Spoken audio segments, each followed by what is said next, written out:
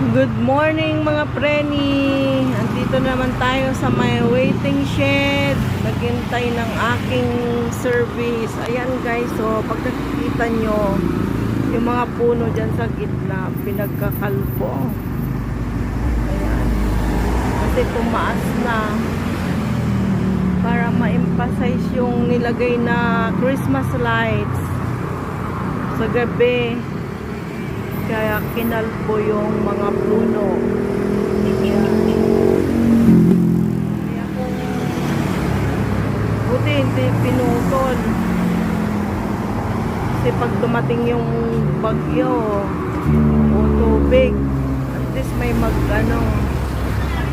magsipsip na puno ng mga puno. And guys, thanks for watching. Wala nang bulol-bulol na si Bulingay. Bye-bye.